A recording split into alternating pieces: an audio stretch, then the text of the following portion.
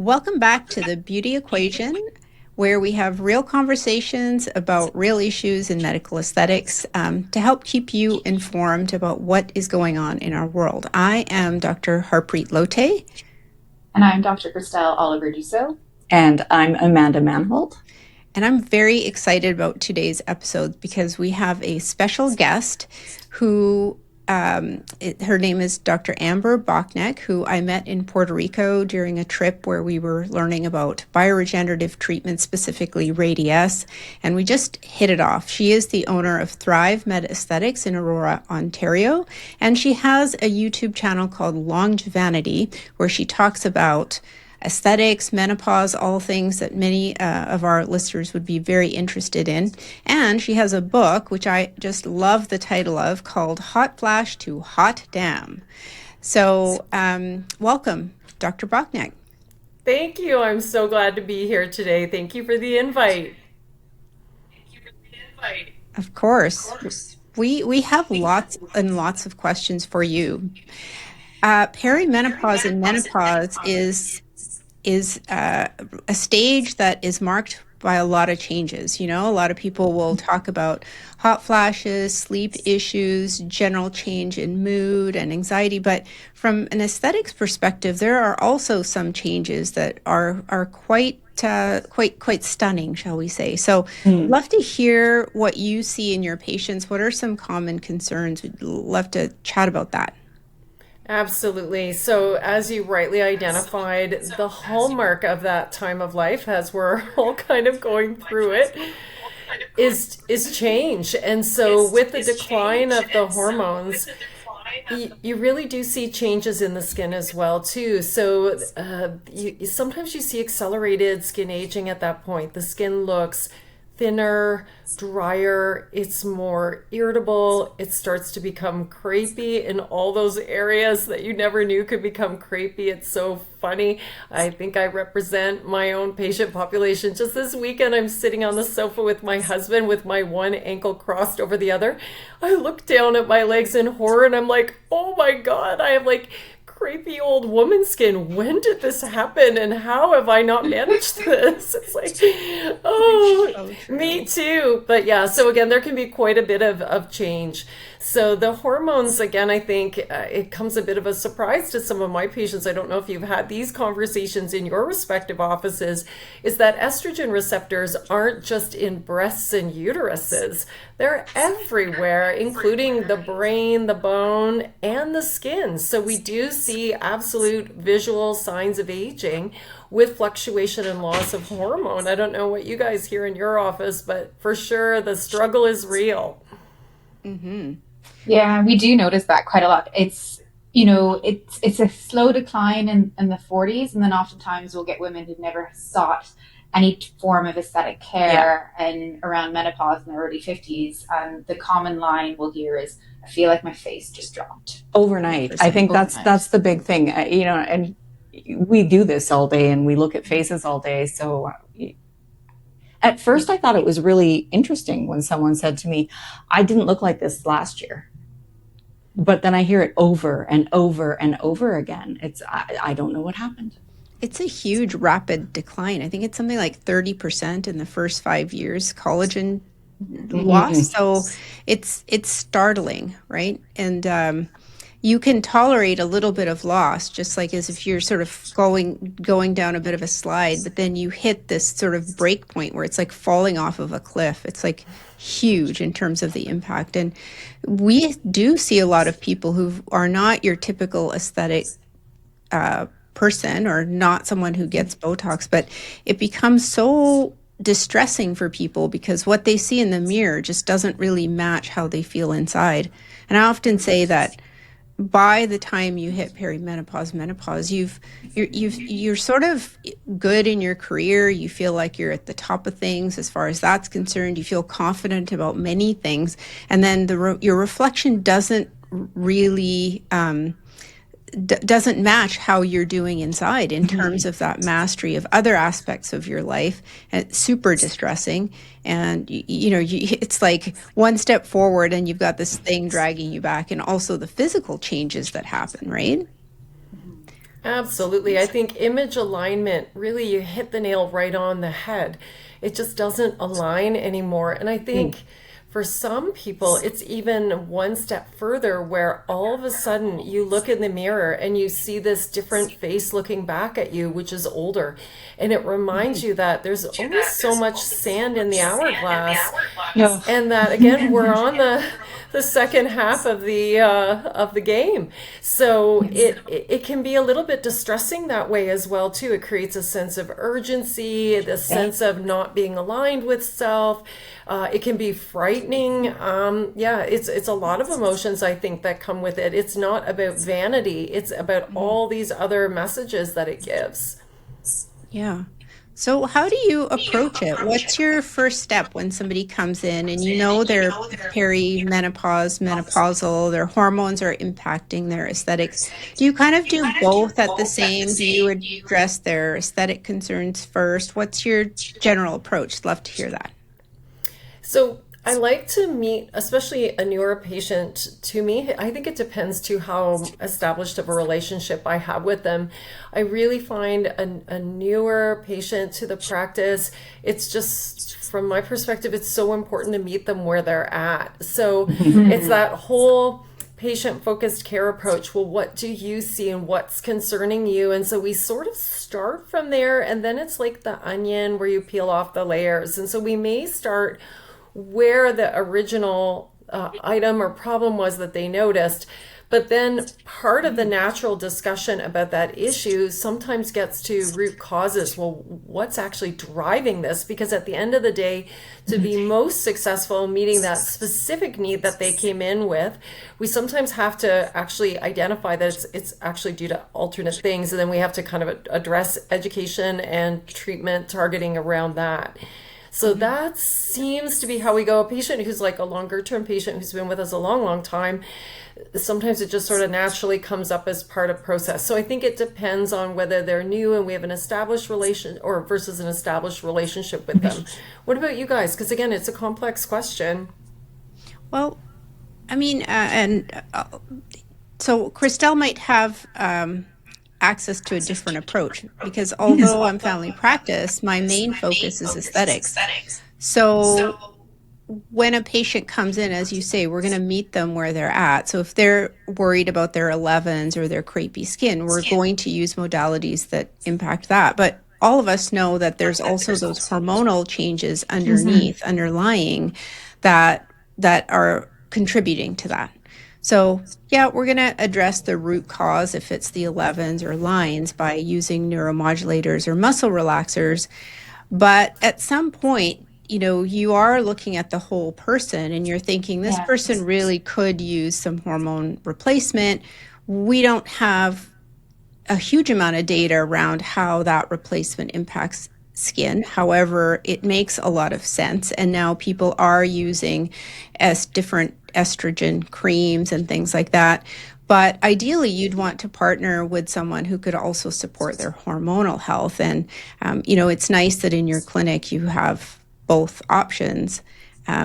So yeah, I'd love to hear more about that, because the way it works for us now is that I'll have these conversations and inadvertently hormone placement comes up in its various forms and the changes that they're noticing. And it's not uncommon that I will say to them, or I will take their details and I'll link them in through the clinic that I run with family medicine residents, because of the community we live in. Most people don't have a family doctor, so they can't access a family doctor who may do hormone replacement, or they don't even have access to someone to refer them to someone who would provide those types of services. So that's something that kind of comes up almost on a backdoor and in conversation, being like, well, we can address in this setting what you're noticing it's happening in the skin, but from everything else that you've mentioned in our conversation, we shouldn't ignore that. And this needs to be, sometimes it needs to be investigated. We need to really look at the whole picture, and let's link you in that direction to do that. So how do you marry that in your current practice where you offer both services? Yeah, I know. It seems like a kind of a quirky little twist, but when you look at it the opposite way, for me, it's very much inside out anti-aging. Sure. So addressing the hormonal things that are happening is actually addressing the aesthetic things that are happening. And it's, like, again, it's an interesting transition for me because I have a family practice background as well. Originally did a lot of work with women. I'm a 1996 grad, so I'm dating myself a little, but the important thing was it was pre-Women's Health Initiative. And I was extremely pro hormone replacement back then for the cardiovascular, the bone, the cognitive, all the things we believed. I actually spent time when I decorated my first office on one wall in each room. I had a wall just dedicated to hormone replacement benefits, all the different reasons to consider it. And, when the Women's Health Initiative hit, it hit hard and it created so much fear and we yanked everybody off.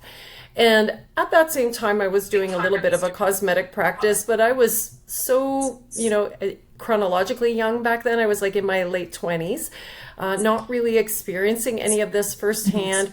I was more concerned at that point from my personal use and interest. All of these things have come from personal things, the cosmetic stuff, a little of the neurotoxins, some laser, that kind of thing. I never really put two and two together. As I've gotten older and these things have been happening, it's kind of like my old lady skin moment on the couch where I'm like, oh my God, what is this? So it's one thing to see people as patients, but it's another thing to kind of experience it and go, holy, like I thought I was sympathetic before, but I really didn't fully understand the magnitude of this.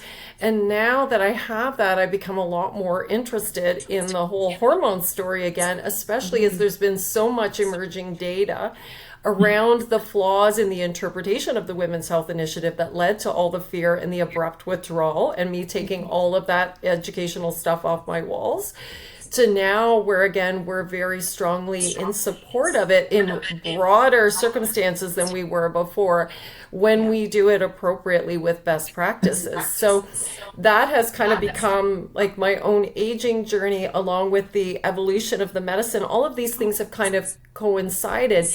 And so now my priority as my sand is leaving my hourglass is I want to slow that down. Physically, I want to feel young and I want to look young and I want that full image alignment experience.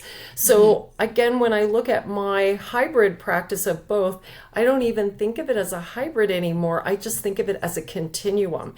So the outside is just a continuum of good health on the inside. And when we take care of ourselves from a hormonal, a metabolic, a cardiovascular point of view, we have all round better function, better, healthier skin. We look better. We have more muscle mass, all these different things. So the outside manifestation of us is more aligned with the inside. So again, this whole inside out alignment, I think now fully fits with my truly non-hybrid, but now more continuum practice of both. So I think this is how I've kind of philosophically reconciled it. But I wish I could say I had the foresight to understand it prior to experiencing it. But really, it was the experience myself that made me much more sensitive and much more aware. But again, I'm trying to do something with the awareness. So that's how I kind of marry it in my own office, if that makes sense. Yeah, it makes a lot of sense inside out. And I think as family practice physicians, that comes very naturally to us. But there are challenges when, just as you mentioned, when you have a study that made such an impact and really did stop the progression of women's health, even though its intention was the opposite. It's just a tragedy, really. Yeah. So an absolute tragedy. So we're lucky that some of that is reversing, and now, just in time for our transition, we have access to these things. But I'm on a personal. I was mentioning to these guys earlier. I'm on a personal crusade for anybody I know, to any friends or acquaintances. Are you on hormones yet? You're not? Okay, this is what you need to do. Yeah. I've got, so far, I was just saying, in the last month, I have 3 friends that are on hormones, because I've been pestering them. Was chatting with one the other day, because I check in on them like I'm their physician, which I'm clearly not. And I checked in on one the other day, and she said it was so strange. It was about 2 days after, starting with the estradiol or the estrogen patch and the progesterone. She said, I was sitting on the couch and I had a moment of like, oh, there you are. And I get goosebumps because I think how awful for people to be suffering, right? Yeah. And it happens so insidiously for some that they don't even realize how far they've come from themselves until they finally get to that point where they can't take it. They're at their breaking point, and they've been just putting up with it for months, if not years. And it's harmed their relationships. It's taken enjoyment and stolen time from them. So yeah, it's a real thing. And it's very much like you said, that's one of the parts I find so gratifying is when I start to see people back who go and engage on this journey, is that moment of, oh my goodness, like here I am again. I feel like myself. I've got my life back. I've got my relationship back. I don't want to murder my husband and my coworker and my children. I actually love them. You know, it's like, it's kind of like we kind of laugh about it, but it's like, yeah, I was feeling a little murdery. Did you not see the crazy that was there? Because it was right below the surface. And I'm like, yeah, girl, but you look good. I'm like, I feel good. But it can really be a game changer. And again, it's like quality of life, like, right, that's been lost. Our moms missed out on this. We have a whole generation of women who did not have this offered because of the Women's Health Initiative. Yeah, so true. So true. I think it's been the most exciting moments too when I've been in the rooms assisting the docs. And, you know, I'm thinking of one patient in particular that, you know, Harpreet did a few years. Remember when she sat up on the side of the bed and she looked at herself in the mirror right after we did some dermal fillers for her? Yes. I use collective we. Yep. The collective we. Anyway, she sat up, she looks across from her into the mirror and she says, oh, there I am. Yeah. It's the Maybe best. I will go on that dating app. And she was 65 and we're cheering her on. Yeah. And I think that's the coolest part of what we get to do. Absolutely. Yeah. And that's the other thing. A lot of people think, oh, it's too late, right? It's never too late. And most of our patients who are coming in for the aesthetic aspect of the changes they're seeing, they're not looking to look like they're 20 or 30 or some sort of desperate clinging to youth. That is not the motivation at all. As you said, it's image alignment. And more than that, it's also that we have these micro changes that occur on our facial anatomy that are part of how we age that will translate to emotional signals that we send. So, you know, people end up looking sadder when they're older. They end up looking grumpier as they're older. And it has nothing to do with their internal emotional state or how they actually feel, but it's the structure.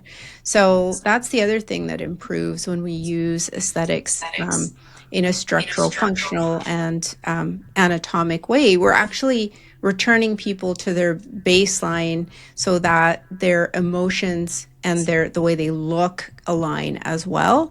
And they want to look refreshed, they want to look happier, they want to look more approachable, again, because it impacts relationships, you know, and their perceived openness. So it's one of the most fun things that we do in aesthetics, for sure.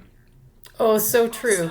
It's that whole conversation around how communication is 80% nonverbal, right? Yes. So the body language, again, those lines that say angry convey something that may not align with that person's personality at all. It's interesting, you know, when we have discussions around wrinkle treatments and neuromodulators, a lot of times the 11s, the angry lines, the squint lines, which again can just be because you need corrective lenses, right? Or again, you concentrate at a computer all day. It doesn't mean that you're angry or unapproachable. So I have some individuals who have lines here and have lines at the eyes, at the crow's feet. Most people are bothered by these, and like the crow's feet are kind of like 50-50. Why? Because crow's feet say happy. These ones say angry. There was a psychology study, I'm trying to remember what year it was, and they were looking at the role of Botox in depression. I don't know if you guys have seen that. I think there's about 4 of them, actually. Yeah. And so again, I question whether the medication itself actually was an antidepressant, or was it more of the self-talk, even in this nonverbal communication. It's like the phenomena of having a good hair day. You know, when you have a good hair day, right? You're not all that different. You still look like you, but you hold your shoulders back. You're queen of the world, and out you go. When you have the opposite and you have these deep lines and you look stressed, when you catch a glimpse of yourself in your rearview mirror, on the window pane of a storefront you're going by, in the bathroom when you're washing your hands. You are messaging yourself non-verbally that I am not doing well, I'm stressed, I'm not coping well. So again, I think just addressing some of the things is why this whole nonverbal piece with image alignment, inside, outside, or even in these scenarios where they've trialed it with depression, I think part of it is the nonverbal communication piece of it. And I think it's important. It makes people feel better. Yeah, absolutely. Yeah. And I'd love to hear more about your journey with your book and your YouTube channel and all of that. Your passion for education certainly comes through, and I'd just love to hear a little bit more about that. Oh, thanks. The book was really fun to write, actually, and I had a lot of fun with the title. I won't tell you the ones we didn't pick unless we're all sitting I was together thinking from offline with a glass of wine. There were some really funny ones that did not make the cut. But the whole point of the book was to try to make patient-friendly education.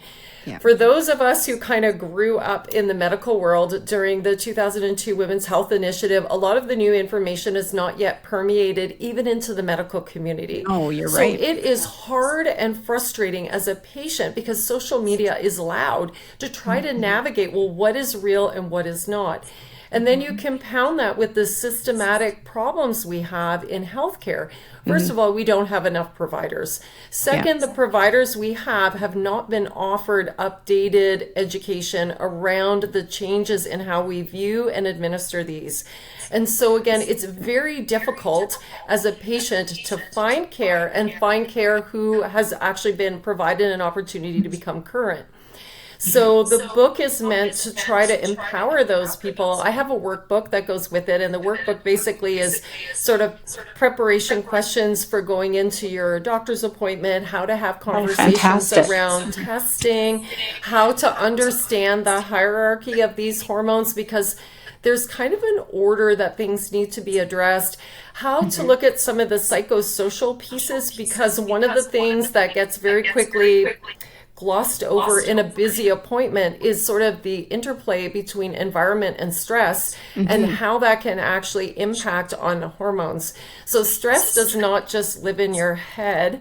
Stress can create all kinds of downstream problems that can affect your sleep, contribute to some of the anxiety and other things that we see going along with the hormones. So it's dealing and saying it's just stress is to downplay the hormone part, but to downplay stress and not address stress also does not do credit to it. So it's about trying to understand that that does have a role, and especially for somebody who is very driven, high performing, who lives in a high stress world, to acknowledge that the stress may actually impact on them when they are a master of managing difficult things. Sometimes is have you met my friends? Yeah, I know, or mine, or looked in the mirror, you know. So this comes again, some of the writing in the book really is about every conversation I've had with every patient who sits in my chair. I swear to you, again, because I primarily see women who are of my vintage who are having a lot of these changes. So we do this sort of thing, and having all these life circumstances, quasi-adult kids, aging parents, hormone changes, no sleep, relationship, you know, all this stuff. And so we're trying to navigate that, and I'm just doing Botox, but really what I'm doing, the most beneficial thing I'm doing is just listening. And so the book is and like validating their experience. Exactly. And it's a shared experience. So many people go around in a vacuum, like not even realizing everybody looks so put together and like they have it going on, and you feel like a pariah because you feel like you're the only one who is just faking it. Everybody's faking it, or well, the majority are. And, you know, like everybody's just trying to cope. So the book is really meant to try to bring empathy to self first, empathy to those around, a shared experience, and hopefully some doorways to help people get off that little treadmill of believing that and getting things better. So that was sort of the whole premise behind the book and sort of the rationale. So hopefully it will help reach people in a way that is digestible, understandable, and that they can take, and most importantly, action on so that they feel better. So that's where it came from. But yeah. So now I have something else to recommend to all my friends on my personal crusade to keep us all feeling our best That at sounds every fantastic. aspect of life. Yeah. So I it's have a fun. question for you, which is a bit changing gears, but you touched on social media being really loud and how access to evidence-based information is oftentimes limited and difficult for, everyday women to access. There's a topic that comes up a lot, and that is, using estrogen cream on your face, because we prescribe it for atrophy and skin changes that occur in the vagina and vulval area. And a lot of questions that come up are, well, can I use something like this on my face to address wrinkles? What are your thoughts on that? So interesting question. This also surfaces in my office too. Harpreet, do you get this question in yours as well from your aesthetic crew? Do they ask you about that a little bit? Very rarely, but sometimes, yes. Sometimes, I've used it on my neck. Yeah, so there are estrogen receptors in your skin. So yes, absolutely, we do talk about that. So for most women who are candidates for estrogen, again, you have to have that as a personalized conversation with somebody who knows your health the best. But assuming that they are, let's assume they are, then using it to help stimulate the estrogen receptors in their skin can sometimes be a lovely add-on to the other things that they're doing. So again, that can be in a cream preparation. Estriol is the estrogen that we associate the most with pregnancy, but it also tends to not be implicated in proliferative things. Like again, some of the estrogens like estrone would be one we would not like. Estradiol may have benefits, but estriol tends to be the most safe, I guess, as you want to call it. So as a cosmetic product, you can see that added in. We actually can do that through compounding pharmacies, so you can prescribe that and you can do that. We have a skincare line here in the office, which is almost like a little paint mixer where the base of the cream is just peptides, and then we put individual ingredients in. So it could be a retinol or a niacinamide or vitamin C. And then for these patients, what we can do is actually compound through the pharmacy a little bit of estriol, and then we can add that to their skincare cream along with the other agents, and then we can put the estriol in with it. But even for women who are using something outside of that, it's something you can just have compounded at a local compounding pharmacy. So it's not that hard to obtain. And whether you mix it in with an existing product or you use it as a standalone and you just layer them, it can work very well. And again, just like you said, face, neck, back of hands, my old lady legs, so eyelids, a tub of it at home to just bathe in. Bathe in it. Yeah, exactly. Better life through chemistry. Right? Absolutely. So there's a role for it, for sure. So are you getting asked about that in your practice?